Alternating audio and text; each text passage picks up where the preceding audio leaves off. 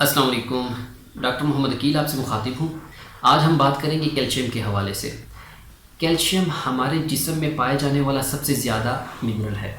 Calcium ہمارے ہڈیوں اور ہماری دانتوں کی گروتھ، ان کی نشوونما، ان کے بڑھنے اور ان کو مینٹین رکھنے میں بہت اہم کردار ادا کرتا ہے۔ بچوں میں اگر آپ دیکھتے ہیں تو ان میں کیلشیم ہڈیوں کے بننے کے سلسلے میں اور اس کو مضبوط کرنے میں اپنا رول پلے کرتا ہے۔ اگر بچوں کو کیلشیم مناسب مقدار میں نہیں مل رہی تو ان کی ہڈیاں اور ان کے دانت عموماً کمزور ہوتے ہیں، وہ آسانی سے ٹوٹ کا شکار ہو جاتے ہیں اور مختلف بیماریاں جیسے کہ رکٹس وغیرہ کا شکار ہو جاتے ہیں۔ اور ایسے بچے جو کہ اڈلٹہڈ کو پہنچ گئے ہیں اور ان کی ڈائٹ میں کیلشیم ڈیفیشنٹ ہے، کیلشیم کی خوراک وہ کم لے رہے ہیں، کیلشیم ان کے خون میں یا ان کے جسم میں کم مقدار میں ہے، تو ان کی ہڈیاں اس طرح سے مینٹین نہیں رہ پاتی اور ان کی ہڈیاں عمر سے پہلے یعنی کہ وقت سے پہلے بڑھاپے کا شکار ہو کے ٹوٹ کا شکار ہو جاتی ہیں۔ اس کے علاوہ ہم دیکھتے ہیں تو کیلشیم ہمارے سیل کمیونیکیشن میں بہت اہم رول پلے کرتا ہے۔ سیل کمیونیکیشن کیا ہے؟ دیکھیں، جس طرح سے کہ ہم انسان مختلف قبائل کی شکل میں اور مختلف علاقوں میں رہتے ہیں اور ہم کسی نہ کسی طریقے سے کسی سڑک یا کسی گلی کے ذریعے ایک دوسرے سے انٹر کنیکٹڈ رہتے ہیں اور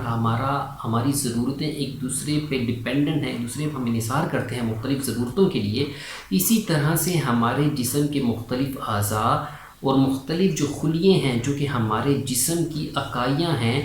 آپ سمجھ لیں کہ وہ ایک ایسے چھوٹے چھوٹے سے جو ذرات ہیں وہ بھی ایک دوسرے پہ ڈپینڈنٹ ہیں، ایک دوسرے پہ مختلف اپنی ضروریات کے لیے ایک دوسرے پہ انحصار کرتے ہیں۔ تو یہ سیل آپس میں انٹر کنیکٹڈ ہوتے ہیں، آپس میں کمیونیکیٹ کرتے ہیں، جن ذرائع کے ذریعے ان ذرائعوں میں ایک اہم ذریعہ کیلشیم ہے۔ اس کے علاوہ کیلشیم نیورو ٹرانسمیٹرز کے طور پہ کام کرتا ہے۔ نیورو ٹرانسمیٹرز ایسے کیمیکلز کو کہا جاتا ہے جو کہ ہمارے دماغ یا ہمارے حرام مغز سے میسیجز لے کے جاتے ہیں مختلف اعضاء کی طرف اور ان کو رسپونڈ کا کہتے ہیں۔ اگر میں اس ہاتھ کو حرکت دینا چاہتا ہوں تو میرے دماغ سے جو پیغام میرے ہاتھ تک پہنچتا ہے وہ مختلف اس میں نیورو ٹرانسمیٹرز استعمال ہوتے ہیں اور ان نیورو ٹرانسمیٹر میں کیلشیم ایک کلیدی کردار ادا کرتا ہے۔ کیلشیم ہمارے پٹھوں میں بہت اہم کردار ادا کرتا ہے۔ ہمارے پٹھوں میں 2 پروٹینز ہوتی ہیں جسے ایکٹن اور مایوسین کہا جاتا ہے۔ ان پروٹینز کو حرکت میں رکھنے میں کیلشیم کا بہت کردار ہے۔ کیلشیم اگر یہاں پہ نہیں ہے تو ایکٹن مایوسین ایک دوسرے کے ساتھ کمیونیکیٹ نہیں کر سکتی، آپس میں کوآرڈینیٹ نہیں کر سکیں گی اور نتیجتاً مسلز پٹھوں کی حرکتیں یا پٹھے کنٹریکٹ نہیں ہو سکیں گے۔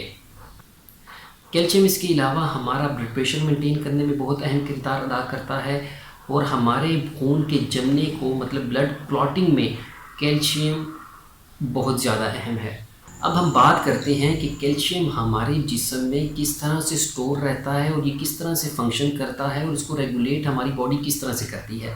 دیکھیں، یہاں پہ یہ بات آپ کے ذہن میں رہے کہ وٹامن ڈی ہمارے جسم میں میجورٹی آف دی کیلشیم جو کہ ہماری ہڈیوں میں ہمارے جسم میں جو موجود ہے اور تقریباً اس کا 98% حصہ کیلشیم کا ہماری ہڈیوں میں پایا جاتا ہے۔ وٹامن ڈی ہمیں چونکہ زیادہ سورج کی روشنی سے حاصل ہوتا ہے اور وٹامن ڈی ایسے پروٹینز بناتا ہے جو کہ ہماری آنتوں سے جو خوراک ہم کھا رہے ہیں، کیلشیم کنٹیننگ جو ڈائٹ ہم لے رہے ہیں،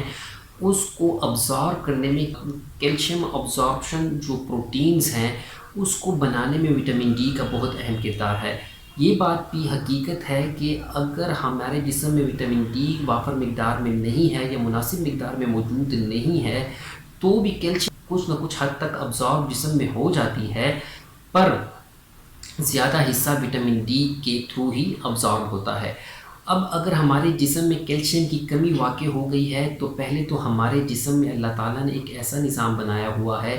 کہ وہ خود کیلشیم کو ہمارے جسم میں مینٹین رکھنے میں اس کو ایک متوازن لیول میں رکھنے کی کوشش کرتا ہے۔ جیسے کہ پیراتھائرائڈ ہارمون کا فنکشن دیکھ لیں۔ پیراتھائرائڈ ہارمون ہمارے تو پیراتھائرائڈ گلینڈ سے سیکریٹ ہوتی ہے پیراتھائرائڈ ہارمون پہلے تو یہ کرتی ہے کہ اگر ہمارے جسم میں کیلشیم کا لیول ڈاؤن ہو گیا، کم ہو گیا، اور جس کی وجہ سے کہ باڈی کے فنکشن جو کہ میں نے بتا دی کہ نیورو ٹرانسمیٹرز کے طور پہ سیل کمیونیکیشن میں کام کر رہا ہے، مسلز کی فنکشنز میں کام کر رہا ہے، ان کے ڈسٹرب ہونے کا اندیشہ ہوتا ہے، پیراتھائرائڈ ہارمون آپ کی کڈنی سے جو بلڈ میں کیلشیم جو جا رہی ہے اس کو پیشاب میں خارج ہونے سے روکتی ہے اور اس کی دوبارہ ری ابزارپشن کروا کے خون میں شامل کرتی ہے۔ اس کے علاوہ جو پیراتھائرائڈ ہارمون ہے وہ وٹامن ڈی کو ایکٹیویٹ کرتی ہے کڈنی سے۔ وٹامن ڈی کو ایکٹیویٹ جب کرے گی ایکٹیو فارم میں، کیونکہ وٹامن ڈی ہمیشہ اپنی ایکٹیو فارم میں کام کر سکتا ہے، اگر وٹامن ڈی ایکٹیو نہیں ہے، ڈی ایکٹیویٹڈ فارم میں آپ کے باڈی میں موجود ہے تو اس کا کوئی فائدہ نہیں۔ پھر پیراتھائرائڈ ہارمون یہ کرتے ہیں کہ یہ آپ کی ہڈیوں سے کیلشیم کو نکالتی ہے، تاکہ جو باڈی کا فنکشنز ہیں، جو اس کے نارمل فنکشن چل رہے ہیں، اس کو کیری آن کرے۔ اور اسی طرح سے اگر دیکھا جاتا ہے کہ ہمارے جسم میں اگر کیلشیم کا لیول حد سے زیادہ انکریز ہو جاتا ہے، ہم نے بہت زیادہ کیلشیم کنٹیننگ فوڈز کھا لیے ہیں یا ہمارے جسم میں ابزارپشن زیادہ ہو رہی ہے کسی بیماری کی وجہ سے، تو ایک ہارمون تائرائڈ ہارمون سے ریلیز ہوتا ہے جسے کیلسیٹونین کہا جاتا ہے۔ کیلسیٹونین کیلشیم کا لیول زیادہ سے نارمل کی طرف لانے میں اپنا کردار ادا کرتا ہے۔ اس کے علاوہ کئی اور ایسے فیکٹرز ہیں جو کہ کیلشیم کو ہمارے جسم میں فنکشنل رکھنے میں اور مینٹین رکھنے میں اہم کردار ادا کرتے ہیں، جیسا کہ آکزالیٹ ہو گیا۔ اگر آپ آکزالیٹ کنٹیننگ فوڈ خوراک اپنی غذا میں زیادہ لے رہے ہیں جن میں کہ آکزالیٹ زیادہ ہے، جیسے کہ پالک، ساگ، شکرکندی ہو گیا، ٹھیک ہے، چاکلیٹ ہو گیا، یہ آپ کی کیلشیم کی ابزارپشن کے رستے میں رکاوٹ بنتی ہیں۔ اور اسی طرح سے ہم جو سوڈیم کنٹیننگ فوڈ اگر ہم لے رہے ہیں جس میں کہ سوڈیم زیادہ ہے، ہم سالٹ انٹیک اپنی زیادہ کر رہے ہیں، نمکیات زیادہ لے رہے ہیں، تو بھی آپ کے جسم میں کیلشیم ابزارب نہیں ہو پاتا۔ اس کے مقابلے میں اگر ہمارے جسم میں لیکٹوز شوگر ایک مناسب مقدار میں موجود ہے تو یہ کیلشیم کو ہماری خوراک سے جذب کرنے میں معاون مددگار ثابت ہوتی ہے۔ یہاں پہ میں آپ کو یہ بتاتا چلوں، ایک بیماری جسے اوسٹیوپوروسس کہا جاتا ہے، جو کہ نارملی 40 سے 45 سال کی عمر کے لوگوں کو ہونے لگ جاتی ہے۔ خواتین میں ان کا تناسب زیادہ ہوتا ہے کیونکہ خواتین کی ہڈیاں مردوں کی ہڈیوں کی طرح زیادہ مضبوط نہیں ہوتی۔ اس میں آپ یہاں پہ ایک ڈینسٹی، جو کہ ہمارے اسٹوڈنٹس ہیں انہوں نے ڈینسٹی کا لفظ کافی دفعہ سنو گے۔ ڈینسٹی ایکچولی کہتے ہیں کسی چیز کی کمپیکٹنس کو، کہ وہ اس کے جو مالیکیولز ہیں یا وہ چیزیں آپس میں کتنے قریب قریب ہیں۔ لیکن یہ اگر اتنا ہم فاصلہ رکھتے ہیں تو اس کی ڈینسٹی آپ کہہ سکتے ہیں کہ کم ہے، لیکن اگر ہم اس کو نزدیک لے آتے ہیں اور اسی طرح سے اور کئی سارے بانڈز اوپر مل جاتے ہیں، کئی سارے ہاتھ آپس میں مل جاتے ہیں، تو اس کی ڈینسٹی کیا ہوگی؟ یہ زیادہ ہوگی۔ تو مردوں میں جو مردوں کی ہڈیوں کی جو ڈینسٹی ہے، میلز میں ہڈیوں کی ڈینسٹی، بونز کی ڈینسٹی، وہ خواتین کی بنسبت زیادہ ہوتی ہے، کمپیکٹنس زیادہ ہے۔ اسی وجہ سے خواتین اوسٹیوپوروسس کا جلدی شکار ہو جاتی ہیں۔ اس کے علاوہ ان کی ہارمون ایسٹروجن ڈیپینڈنٹ، ایسٹروجن کا بھی اس میں رول ہوتا ہے، جس کی وجہ سے کہ ان کی ہڈیاں جلدی کھرچنے لگتی ہیں اور ٹوٹ کا شکار ہو جاتی ہیں۔ اسی وجہ سے آپ دیکھتے ہیں کہ ان کے جسم میں آفٹر 40 ایئرس آپ کو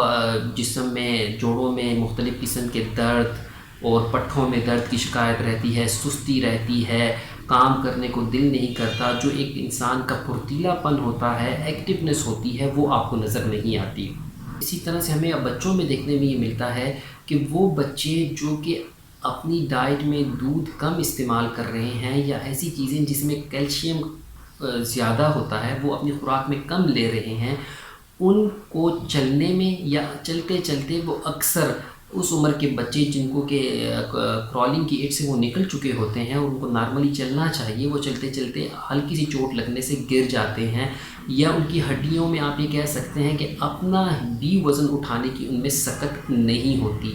تو وہ کیلشیم کی ڈیفیشنسی کو ڈینوٹ کر رہے ہوتے ہیں۔ اچھا، یہاں پہ یہ بات میں آپ کو کلیئر کرتا چلوں کہ دیکھیں ضروری نہیں ہے کہ صرف وہ کیلشیم ڈیفیشنٹ ہو کہ وہ اپنی خوراک میں کیلشیم کم لے رہا ہے۔ کئی سارے فیکٹر جیسا کہ تھائرائڈ ہارمون، پیراتھائرائڈ ہارمون، آپ کی وٹامن ڈی کی ڈیفیشنسی ہو سکتی ہے، آپ کی آنتوں کا مسئلہ ہو سکتا ہے، کئی سارے ایسے مسائل ہو سکتے ہیں جس کی وجہ سے کہ آپ کے بچے کی ہڈیاں نہیں بن رہی، تو اس کا پراپر ڈائگنوسس پہلے تو ضروری ہے۔ اگر آپ کو نظر آ رہا ہے کہ آپ کا بچہ واقعی میں دودھ وغیرہ یا اس قسم کی چیز ہو گیا، مکھن ہو گیا، دہی ہو گیا، یہ چیزیں استعمال نہیں کر رہا، تو آپ یہ کہہ سکتے ہیں کہ کیلشیم ڈیفیشینٹ ہے۔ لیکن اگر آپ اسے سورج کی روشنی میں ہی وہ نہیں جاتا، بند کمرے میں زیادہ دیر رہتا ہے، تو وہ پھر آپ کو یہ فوکس کرنا چاہیے کہ اسے سورج کی روشنی میں زیادہ دیر رکھیں، کھیلنے کودنا اس کا انکریج کریں، تاکہ اس کا وٹامن ڈی مناسب مقدار میں بن سکے اور اس کی کیلشیم کی ڈیفیشنسی جو کہ وہ خوراک سے لے رہا ہے کیلشیم، وہ اس کی جسم کا حصہ بھی بن سکے اور اس کی نتیجتاً ہڈیاں اور دانت مضبوط ہو سکیں۔ اس کے علاوہ ہماری جاگنگ ایکسرسائزز ہو گئیں، ہم کتنی ایکٹیو لائف گزارتے ہیں، یہ بھی ہماری ہڈیوں کو مضبوط رکھنے میں اور توانا رکھنے میں بہت اہم کردار ادا کرتے ہیں۔ ایسے لوگ جو کہ ایکسرسائزز نہیں کرتے اور ایک سیڈنٹری لائف مطلب بیٹھنے والی زندگی زیادہ گزارتے ہیں، ان کی ہڈیاں یا ان کا جو کیلشیم ہے وہ لیول ڈاؤن ہونے لگ جاتا ہے، اس کی ابزارپشن کم ہونے لگ جاتی ہے، کیونکہ ان کا اوور آل میٹابولزم ڈسٹرب ہوتا ہے۔ تو ایکٹیو لائف آپ جتنی گزاریں گے آپ کا میٹابولزم بہتر رہے گا اور آپ کا کیلشیم کا لیول بھی اچھا رہے گا۔ اب ہم یہ دیکھ لیتے ہیں کہ کیلشیم ہم کن کن خوراکوں سے اچھے انداز میں حاصل کر سکتے ہیں۔ دیکھیں، دودھ سب سے بہترین سورس ہے کیلشیم کا۔ دودھ سے بنی ہوئی جتنی چیزیں ہیں جیسا کہ دہی ہو گیا، مکھن، ملائی، پنیر، سبزیوں میں دیکھتے ہیں مولی پتہ، ٹماٹر، سبز سبزیاں، آملہ، انجیر، اور ڈرائی فروٹس میں بادام، کھجور، اور اس کے علاوہ لیگیوم سے ہم دیکھتے ہیں تو سرخ لوبیا، چھولے، چنے، تل جس کو کہ کہا جاتا ہے کہ کیلشیم کا بہت بڑا سورس ہے، یہ ہڈیوں کو مضبوط بنانے میں بہت اہم کردار ادا کرتا ہے، یہ ہم زیادہ لے سکتے ہیں۔ سویابین میں کیلشیم ایک وافر مقدار میں پایا جاتا ہے۔ اچھا، یہ دیکھیں یہاں پہ آپ یہ چیز بھی ذہن میں رکھیں کہ ایک انسان جس کا کہ زنک، میگنیشیم، مینگنیز یہ اگر اس کی ڈائٹ میں کم ہے تو اس سے بھی اس کی جو پروٹینز مطلب انزائمز کی جو فنکشن ہے وہ ڈسٹرب ہو جاتا ہے اور کیلشیم کا لیول جسم میں ٹھیک نہیں رہتا۔ تو اوورآل اگر ہم یہاں پہ کنکلوڈ کرتے ہیں تو کیلشیم ڈیفیشنسی کے کئی سارے وجوہات ہو سکتی ہیں، ان وجہ کو رول آؤٹ کریں۔ اور یہاں پہ بینگ ہومیوپیتھک ڈاکٹر میں آپ کو یہ بھی بتاتا چلوں کہ اگر آپ سب کچھ بہتر لے رہے ہیں لیکن آپ کی انزائمز فنکشنل نہیں ہیں، اس کی ریسیپٹرز کام نہیں کر رہے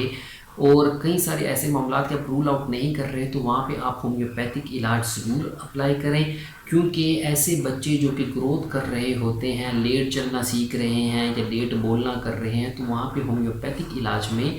بہت بہترین اس کا حل موجود ہے۔ اللہ تعالیٰ آپ کو صحت مند اور توانا رکھے۔ بہت شکریہ۔ اللہ حافظ۔